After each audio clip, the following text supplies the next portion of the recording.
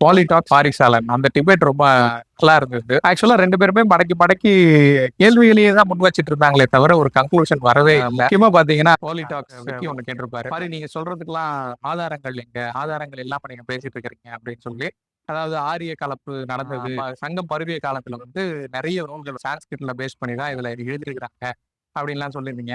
அதுக்கெல்லாம் ஆதாரம் எங்க? அப்படின்ற மாதிரிலாம் பாலிடாக்ஸ் கேட்டிருந்தாரு. அதே மாதிரி இவருமே நெறைய கேள்விகள் முன் வச்சிருந்தாரு பாரிசாலன். எனக்கு ரொம்ப பர்சனலா புடிச்சது என்ன அப்படின்னு பாத்தீங்கன்னா, அந்த பழனி மேட்டர்ல வந்து ரொம்ப கிளியரா கேட்டிருந்தாரு. அந்த பட்டயத்த வந்து படிச்சு காட்டினாரு இல்லைங்களா? அது கொஞ்சம் நல்லாவே இருந்தது. ஏன் அப்படின்னா, நான் உடைய ஒரு வீடியோ பார்த்தேன். அவர் சொன்னதுக்கும், அந்த பட்டயத்த அன்னைக்கு லைவா படிச்சு பார்த்ததுக்கும் கொஞ்சம் வித்தியாசம் இருந்தது. அதே மாதிரி பாலிடாக்ஸும் வந்து அத அக்செப்ட் பண்ணிக்கிட்டாரு. தீண்டாமைய கடைபிடிச்சாரா அப்படின்னா, ஆமா தீண்டாமைய கடைபிடிச்சாரு அப்படின்னு ஒத்துக்கிட்டாரு. ஸோ இதெல்லாம் கொஞ்சம் நல்லாவே இருந்தது. பட் என்ன ஒரு வருத்தமான விஷயம் எனக்கு அப்படின்னு பார்த்தீங்கன்னா, ஒரு கன்க்ளூஷனே இல்லாம போயிட்டு இருந்தது. இவர் சித்தாந்தத்தை இவர் தூக்கி பிடிச்சாரு.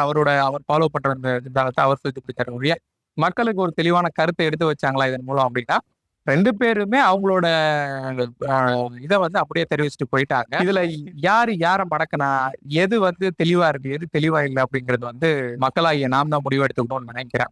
இங்க பிரச்சனை என்னன்னா, மக்களாகிய நமக்குமே தமிழ் தேசிய சித்தாந்தமும் சரி, இந்த பக்கம் இவரு சொல்ற சித்தாந்தமும் சரி, அவ்வளோ கிளியரா வந்து நம்மளுக்கும் தெரியாது. ஏன்னா எல்லாருக்குமே எல்லாமே தெரிஞ்சிருக்காது இல்லைங்களா? அத தெளிவுபடுத்த தான் நம்ம இந்த மாரி கொஞ்சம் அறிவு சார்ந்த மக்களுடைய பா வீடியோக்கள் பார்க்கறது, பாட்காஸ்ட் பார்க்கறது அப்படிலாம் பார்ப்போம்.